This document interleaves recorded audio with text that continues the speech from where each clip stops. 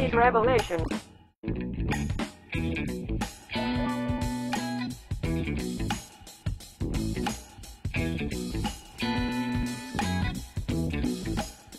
Hey everyone, welcome to today's episode. It is Thursday, June 5th. So, the European Central Bank lowers interest rates. Also in the news today, the Trump administration is getting serious about Chinese communist infiltration in our society, in our government, in our corporations, in the West in general. All right, got a lot of news to cover today, so thanks for joining me.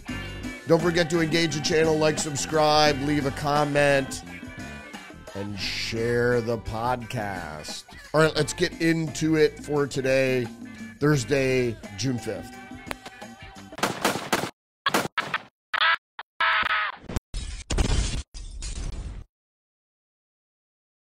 All right, the Wall Street Journal is reporting the European Central Bank cuts rates for 8th time, widening gap with Fed, and that is the U.S. Fed. Inflation is slowing in the Eurozone while U.S. tariffs threaten growth. It's not the tariffs that's threatening growth in the United States, if you did not know. What is currently threatening growth is the Federal Reserve's unwillingness, Jerome Powell's unwillingness to help Trump, help the United States by lowering interest rates. They're waiting to hit their trigger, which is 2% inflation. Inflation has been going down. It seems like there's a little monkeying with the inflation rate, that it's not falling as precipitously as it should. And that's going to bring me to another headline today about job numbers, which to the uninitiated, unemployment rising is a bad thing. But when you have concerns about inflation, it's actually a good thing, because those two things affect each other. Reuters ECB rate decision live. European Central Bank cuts rates to 2%. Wow. Well, that's impressive, but we need to do something here in the United States. That brings me to the next article here I just mentioned, which was from Zero Hedge. U.S. jobless claims surged to 8-month highs. The number of Americans filing for jobless benefits for the first time jumped to 247,000, above the 239,000 that was expected. This is in direct correlation with the inflation rate. This is a signal that the inflation rate, which they're calculating now, which should be released next week, for May, will go down to 2 or below 2%. I say it should go below 2%. They forecasted last week, they forecasted 2.1%, which still isn't at target for the Fed, purposely delaying the cutting of interest rates. I mean, their target is 2%. If it's 2.1, they still won't cut rates. The Federal Reserve did suggest that a month or two ago that they would be lowering interest rates in June. That still might happen. Although recent interviews with Jerome Powell, the chairman of the Federal Reserve, he said that it's unlikely that he's going to lower interest rates. We'll see. If there is a lowering of interest rates in June, I imagine it's going to be only a quarter point, which does not help Trump or the American people at all. We need this bill to pass. I know there are lots of problems with the bill. I know the AI immunity bill, part of the bill is a problem. I understand that the deficit spending is obviously a problem. I'm a fiscal conservative, but we need to jumpstart the economy. right now we have all good signs, but it needs a kick in the ass. What is going to be that catalyst? Will it be the lowering of interest rates? Even if it's quarter a point, that will do some. If it's half a point, that'll obviously do more. A full point, that would really get us going. But we also need to pass this bill. If there's deficit spending in the future, that could be more criticized. Also, the rescissions aren't part of this bill and are going to be in subsequent legislation. And the rescissions is the permanent or codifying of the DOGE cuts to departments and other federal spending. Brings us to the next headline. The New York Times, U.S. trade deficit plummets in April.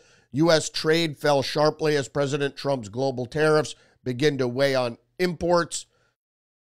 True and not true. I mean, the way the New York Times spins it, all right, trade deficits plummeting is a good thing, if you didn't know. It's partly related to the fact that trade slowed overall, but also, more importantly, the trade deficit, which is what we export versus what we import, lessened. And trade deficits are very crucial to the health of the economy. The article goes on to say the U.S. trade deficit in goods and services narrowed sharply in April, falling to $61.6 billion compared to $138.3 billion in March. That's just 1 month. It fell by half as tariffs clamped down on global trade.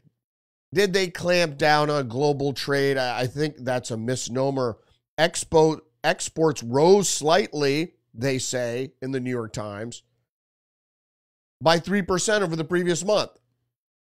So they said the tariffs are clamping down on global trade, but then they say exports rose slightly up to 3% from the previous month. It's a reorganizing of global trade to help benefit the United States and to rip down the status quo, which was basically letting not just our allies but our adversaries do a number on us in trade. Actually, what it was doing was siphoning the wealth. It's sort of the way that, see, people don't understand. I even talked to a CIA guy quite a few years back, and he would opine about the pitfalls of communism, but he talked like a Cold War CIA guy about worrying about communism in the United States, blah, blah, blah. But he didn't know anything or talk much or didn't understand the concept of global socialism. So, as I said previously, is that the way the global trade is set up is the redistribution of wealth from rich countries to poorer countries. And not just poorer countries, like we don't have a lot of money being siphoned going to Mali. But for the elite, if they want to prop up, let's say, an authoritarian communist government, that's where the siphoning of the wealth goes to developing countries, and specifically China.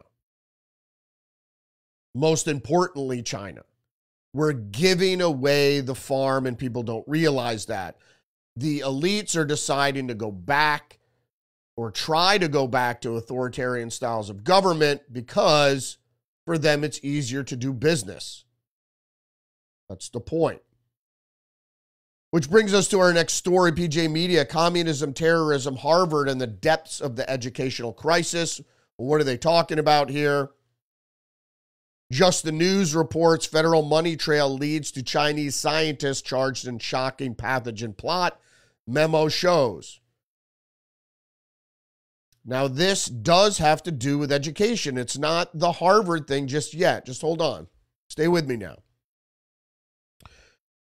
The Just the News lead goes on to say, 2 Chinese scientists charged in a shocking plot to smuggle a toxic pathogen into the United States, worked at an American laboratory led by more senior Chinese scientists funded by the U.S. government, according to federal spending records and researchers' own disclosures.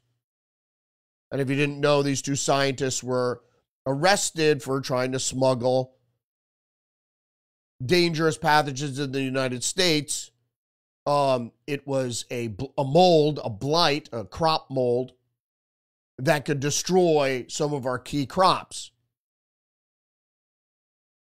The incident is again raising concerns about the tendrils, which is a good way of putting it, of Chinese Communist Party influence inside U.S. research institutions and broader society, and that end part is the most important. I call it infiltration, they call it tendrils, but it is in not just research institutions, but broader society. The Trump administration, especially the FBI, have doubled down on efforts to root out Chinese Communist Party.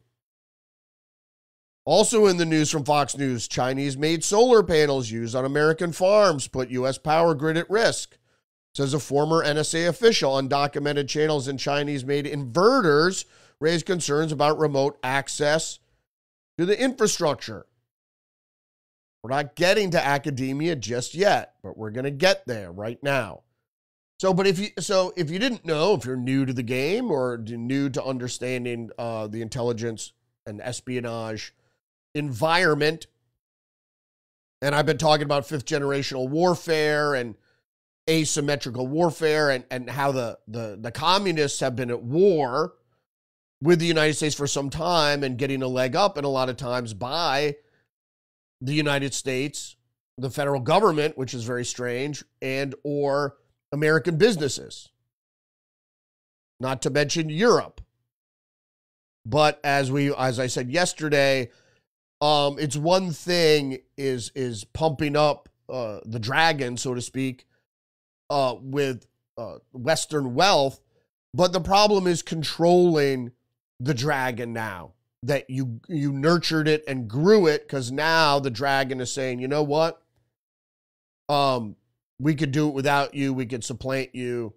Or in the famous words of Nikita Khrushchev, we will bury you. And that's the plan of the Chinese, the communist Chinese, is to supplant the West, particularly the United States. So using the United States, stealing intellectual property, and technology, weapons technology, etc. All right, so back to Harvard.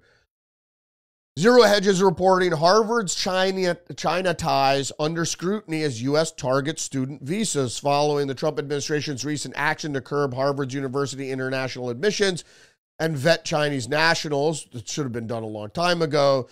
And mind you, Trump was doing a lot of this during his first term. If you look at the number of intelligence law enforcement incidents involving Chinese nationals, they skyrocketed under Trump's first term and again under this term compared to Joe Biden, who allowed the Chinese communists to fly a spy balloon over our intercontinental ballistic missile sites. But don't worry.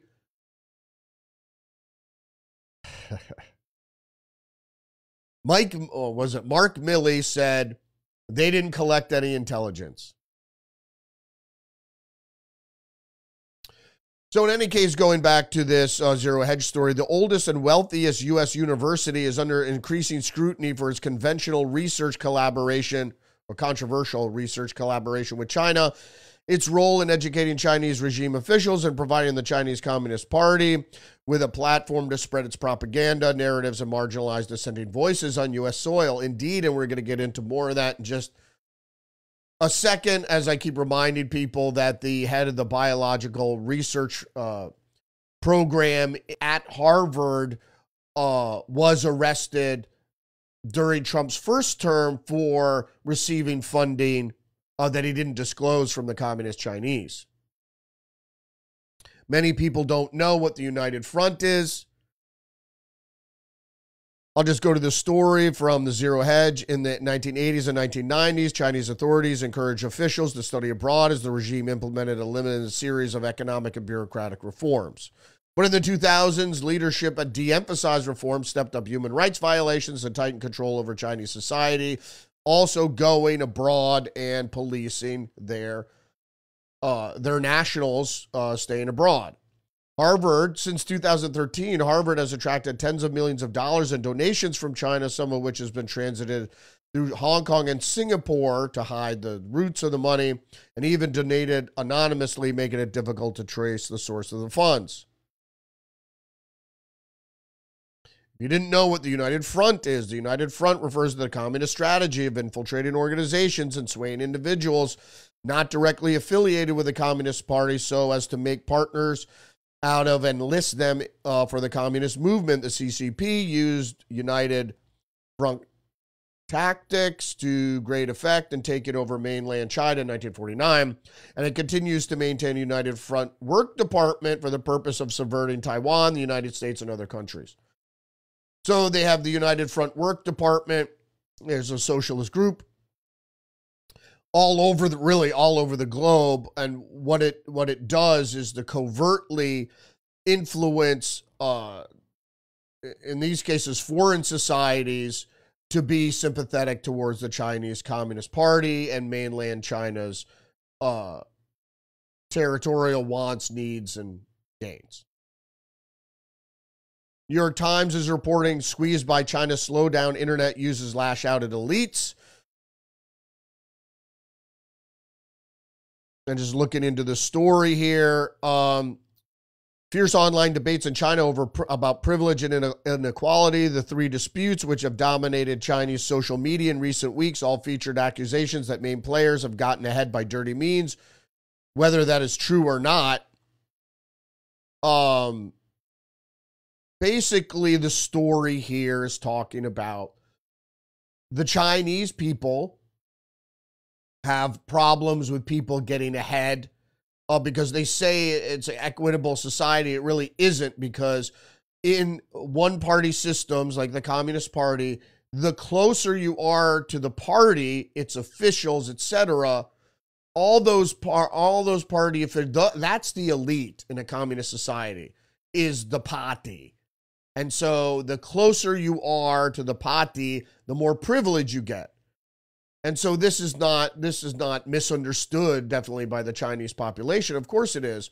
But, you know, an equitable so-called socialist society is going to be equitable. They don't want to have talks about elites, you know, like the elites of the Soviet Union all having Dachaus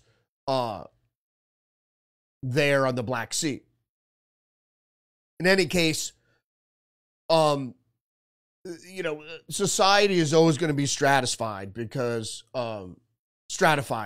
you're always going to have core people in power that need to run the agenda and suppress or oppress the population. Story goes on to say Chinese government investigations have found fault in 2 of the cases of people getting ahead through illegal means. You know, they're just trying to de-incentivize the people online. China's economy slows and opportunities for upward mobility seems to be disappearing because the pipeline of Western wealth to China has been shut off. The government, fearing social unrest, has vowed to address inequality. China's leader Xi Jinping has pledged to work for a common prosperity and crack down on corruption. Well, I mean, you know, play is going to play. The people that are on the upper echelon of society are always going to protect their social status. So the problem is as we know, during economic downturns, the elite class is always protected through wealth and power, but the rest of the society suffers. And so that, obviously, that dichotomy is writ large and is apparent to the people of the underclass who suffer during economic downturns. We're going to go to a different story here from Fox News. So if you don't know what Jasmine Crockett is, she's a Democrat, black Democrat from Texas. And Fox News is reporting that Crockett claims Republican opponents would throw her back in chains. Representative Jasmine Crockett, Texas, claims conservatives get all riled up about anyone who isn't old, white, male, and rich. Not true. So what's happening here is Maxine Waters is getting too old. People like, you have other black Congress people, including Al Green and others who are other race baiters. But Crockett now has received the mantle, mostly because she's young. So she can take her race baiting, and it's very likely that she will never, like Maxine Waters, will never, ever leave the House of Representatives, because she is the new race baiter in chief. So you will see her on every media program saying that the reason the black community should be frustrated is because of racism. So even if you're given equal opportunity and you still don't fail, if you still fail, it's because of racism. But we did have the first black lesbian press secretary under Joe Biden, and that was Karine Jean-Pierre. And the National Review is reporting that the least eagerly awaited political memoir of 2025. What are we talking about? From Mediaite, Karine Jean-Pierre announces she's leaving the Democratic Party, a new book promising to look into a broken White House. So just to refer back to Jasmine Crockett again, what we know is that she's trying to make the Democrat Party a place for race-baiting haters. So if you're black and you're mad and you think everything is because of racism and because of whitey, the Democratic Party is there for you. That's them. But if you understand that there is a real problem with the Democratic Party, first of all, they don't really support the democratic process, so they should change their name. Everything the Democrats say, they do the exact opposite. So if anybody's frustrated with their hypocrisy and their failure to really do anything for the black community, that leads me to Trump's first term, where he had economic zones, which were a boon for the black community. But in any case, I think he should bring those back. I don't know if it's part of the new bill, but it should be. In any case, Karine Jean-Pierre announced that she's leaving the Democratic Party. Is she going to be a Republican? No. But she is registering as an independent.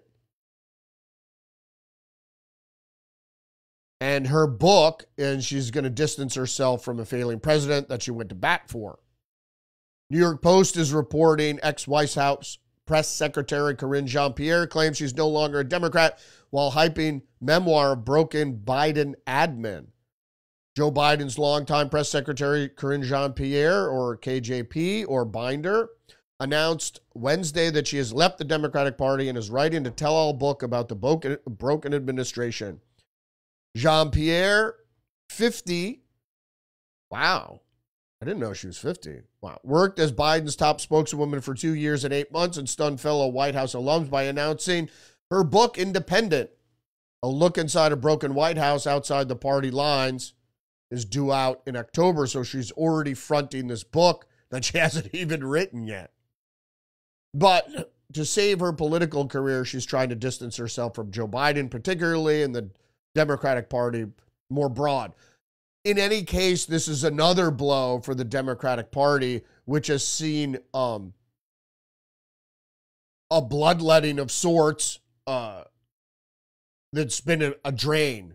Everybody, even right before Trump's first election, there was the whole walk away thing. Democrats leaving the Democratic Party because it was becoming too extreme, and we're going to get into extremism in just a minute. First, from Reuters, Trump reinstates U.S. travel ban, bars citizens from 12 countries.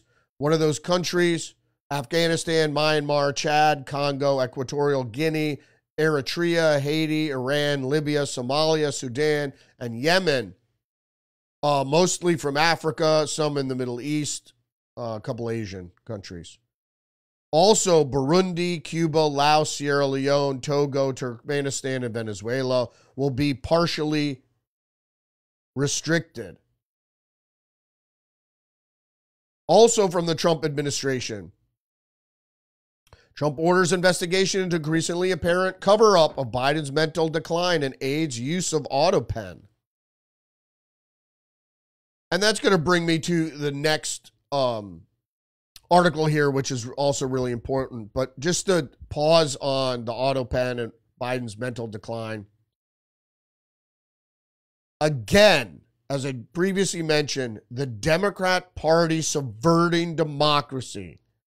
So whether or not you believe or don't believe that Biden was actually fairly elected as president, which I don't believe he was personally, but if you do believe that he was, the fact that his presidency, the powers of the executive, which is Joe Biden and no one else, was subverted by the party. In other words, Democrat Party aides and other people involved in the Democratic Party were deciding policy outside of the purview of the president himself, Joe Biden, and he didn't know any better because he was brain dead.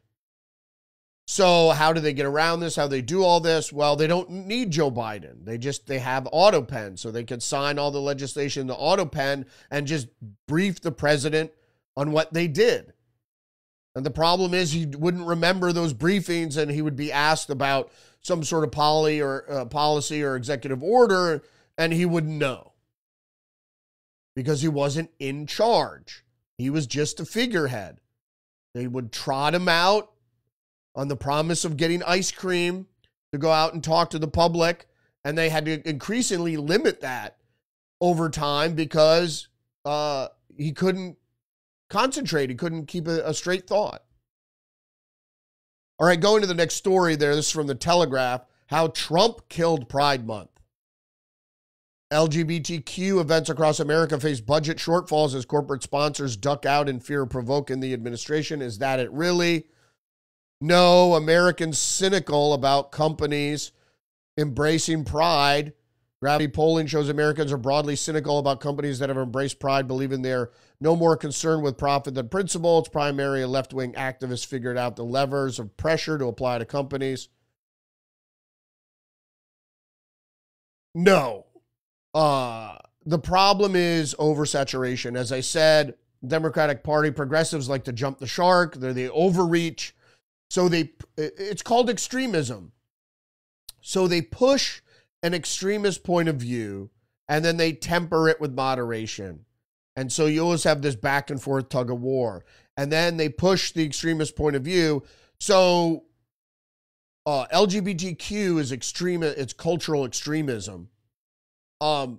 Everybody has the freedom to do what they want in their bedroom or even on the street. As long as it's not, if you want to hold hands, that's not having sex in public. And that brings us to the next article from the Federalist, which is gays ruin pride with accepting and engaging in public sex. And this is the problem. And this is what I talk about when I talk about extremism. I mean extremism. Toleration is not promoting. And you got to be careful when you support groups or ideologies where they will turn to next. So, I mean, this is the problem. Like I said, you're free. You should be free to do whatever you want to do. I'm a libertarian. But engaging in indecency shouldn't be allowed because you're gay. So having sex in public shouldn't be allowed. Whether you're heteronormative or, if you're queer. But my problem with all of that is that your identity? Your sexual interest is your identity. I think that's really the problem with Americans is you are what you eat. They identify, you got to identify as something, right? Why? Right? No, I don't identify with my whiteness. I don't identify with my career. I'm just a person. I'm a human being. I am human, and I am, at this very moment, being. So I don't identify as what my interests are. So let's get to the article. All right. So the author says that they never loved Pride in D.C., where I lived. Long enough to see a whole 14 years of sweaty Pride parades. Even as all the gays I knew desperately convinced themselves they were having a good time standing in impossible lines, navigating musty crowds, and spending $15 on small drinks, it was always too hot, too crowded, too expensive, and progressively too much public sex. The public sex displays ruined whatever might have been fine about Pride, and it's gay Pride. They still say it's about love and acceptance. That stopped being true around 2013 in D.C. when it became common for shirtless old men to step out for Pride downtown, wearing leather harnesses, transgenders showing off their mastectomy scars, and kinky deviants wearing fetish costumes. That has nothing to do with love or societal acceptance of romantic adult partners. That's exhibitionism, and I never consented to being exposed to it, which is the same thing as sexual harassment, by the way. Absolutely true. It's overreach by progressives who what you would like to see in society isn't necessarily what should be in society. You know, you have to temper your interests, your identity, with what other people may or may not want. So, you know, let's say I cut my lawn, right? There might be somebody enjoying the peaceful afternoon and might not want to hear my lawnmower. So I keep that in mind, and I don't take it too far and have it running for hours and hours and hours to ruin somebody's afternoon, because I'm cognizant of that. And that's the whole thing, this whole societal thing. You always should be concerned about society. Well, I don't see that from the left. I see people more worried about doing what I want to do and fuck you if you don't like it, instead of being concerned with what other people may want. So, and they overreach when they concern children, right? So as consenting adults, you can do whatever you want, obviously not in public, but introducing sexual deviancy or fetish or whatever you want to call it to children isn't loving, accepting. You know, the traditional way of teaching people about homosexuality, why do they have two dads instead of a mom and a dad, whatever? Well, those two men love each other, and so they wanted to get married and have a family. Okay, you don't have to go into what that entails biologically, sexually. Speaking of biologically, the Washington Times is reporting Nebraska governor signs bill barring biological males from female sports. So another victory there. This is a no-brainer.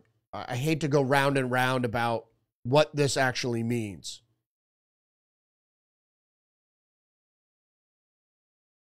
Biological males have an unfair physical advantage in sports. So I don't care if you chop off your wee-wee or you put on a wig and call yourself a woman, you're not a woman. You could call yourself a woman. You could dress up however you want, especially as an adult. You could do whatever you want. I have a problem with that. But when you have compelled speech, like I just saw on the internet, that thing going around where that transgender man or woman or thing goes to restaurants and film herself, and then people call her sir. She gets all bent out of shape. Oh, it's like a knife in the heart. I can call you whatever the fuck I want to call you. I'll call you fucking asshole. That'll be your pronoun. Post-millennial revealed Columbia University protester directly linked to Hamas terror cell. DOJ, the self-proclaimed Jew hater, has been charged with 3 counts of hate crimes. Good. Tariq Basrouk, 20, of New York, a self-proclaimed Jew hater, reportedly received information directly from Hamas while protesting at Columbia University's campus. According to the prosecutors, Basrouk, who frequently wore Hamas green headband, was a member of a chat group that received regular updates from Abu Abaida, who is the official spokesperson for Hamas Al-Qassam brigades, which are militants, Hamas militants. And there's more on the terror front. See, like I said, it's about extremism, whether it's LGBTQ, pushing their sexual agenda on children, or transgender, pushing access for where they shouldn't be, perhaps. Because like I said, you have to consent everybody in the game. So, but we have more terrorism here. Suspect in Palm Springs IVF clinic bombing arrested at JFK. Hold on a second.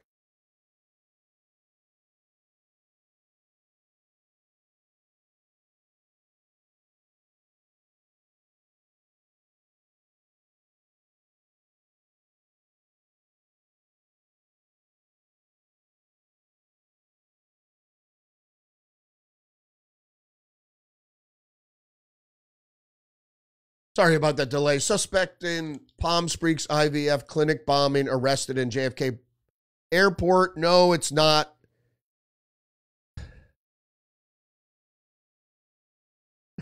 No, it's not the bomber himself. Post-millennial anti-natalist Washington man arrested for supplying 270 pounds of bomb-making material to aid Palm Springs fertility clinic bomber Akil Davis, the FBI's assistant director in charge, said that the authorities had found Park's Kent home an explosive recipe that was similar to the Oklahoma City bombing.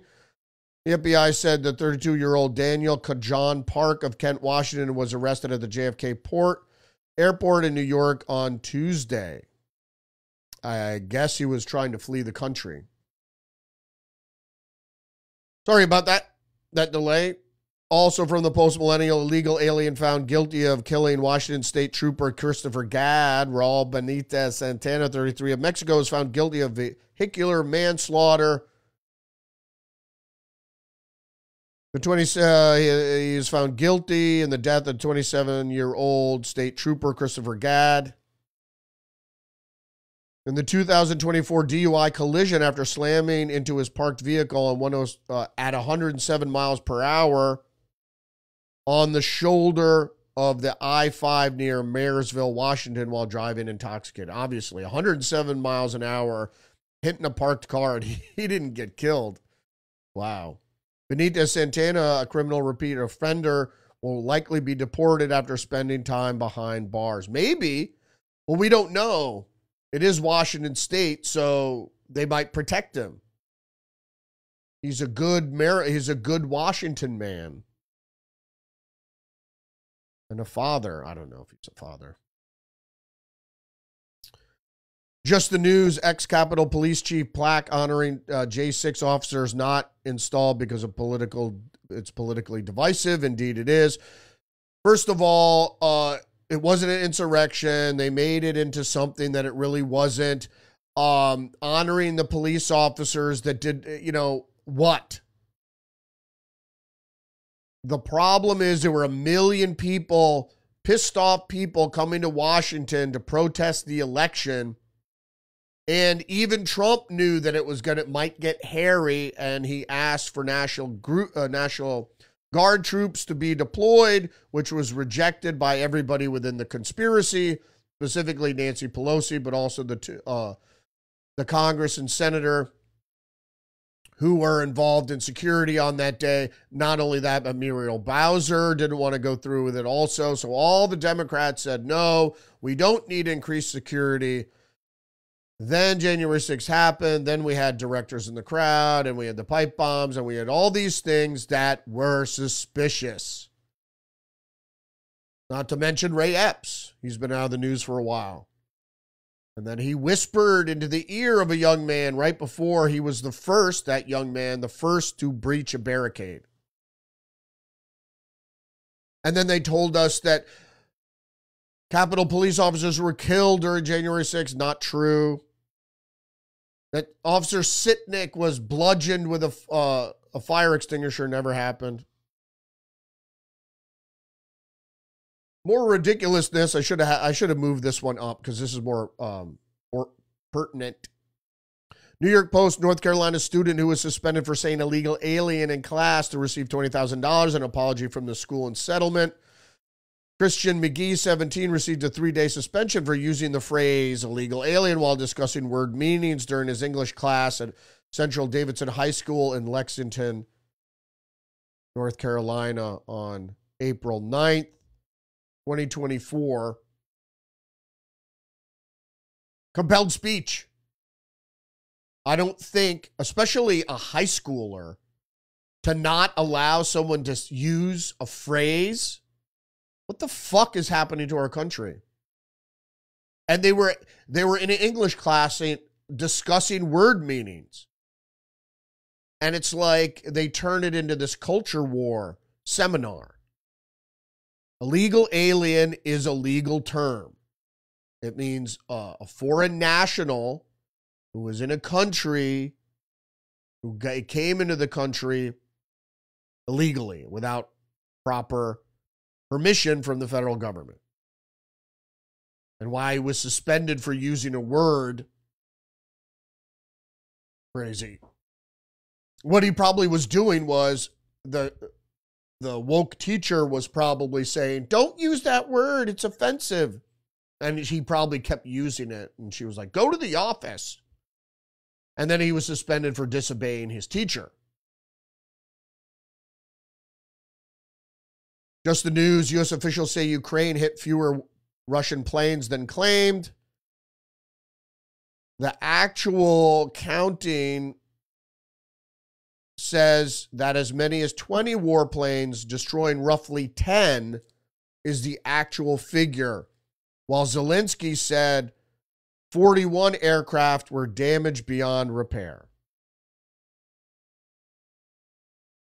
So 40 is way different than 10. And only 20 were hit. So, again, propaganda in wartime, not surprising that they have this attack and they make it bigger and better than it actually was. First of all, this is worrying for me because you're attacking military infrastructure that doesn't have anything to do with the theater of operations. So you're bombing long-range nuclear bombers that aren't used in the Ukraine conflict. Why? Because it's NATO undermining the nuclear deterrent of Russia because they want to have a nuclear war with Russia and they want Russia's nuclear deterrent to be weakened. There's no other reason to destroy those planes than if you were planning on having a nuclear war and you wanted Russia to be less prepared. Also breaking news, Israel recovers bodies of 2 hostages from the Gaza Strip. May their memory be blessed. Special operation returns remains of Gadi Hagay and Judy Weinstein Hagay, who were shot while walking near kibbutz near Oz. So it's a little confusing, but what it seems to be the case is they were shot and then taken hostage. Is that what it means? Most of the Western hostages are probably dead by now.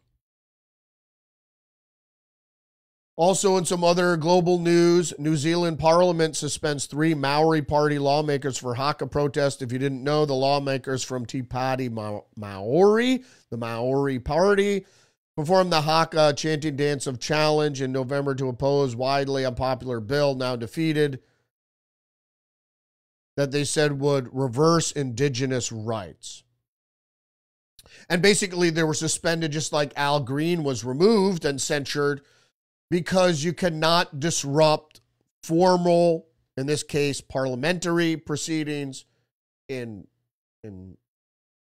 our case, I believe it was a State of the Union when Al Green was removed. In any case, it's a congressional or joint session of Congress that was disrupted unneededly, That's the big thing, is to protest is to shout at people.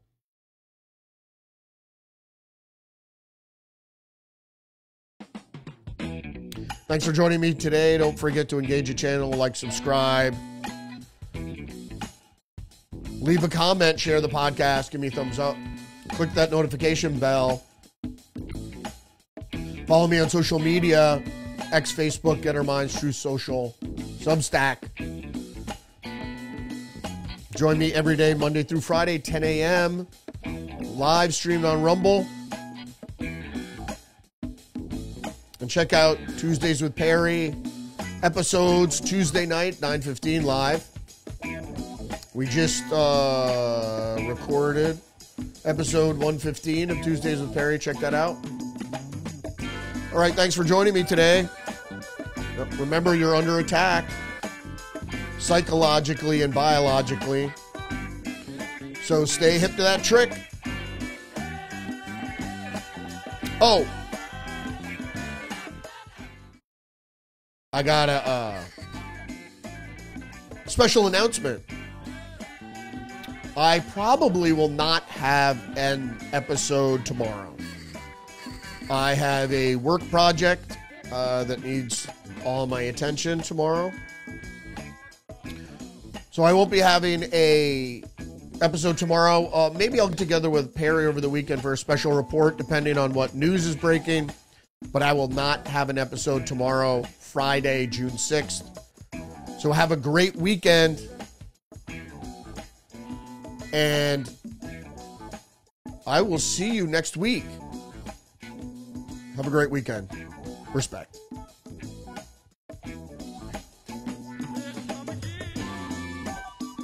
I'm Donald Trump, and I approve this message.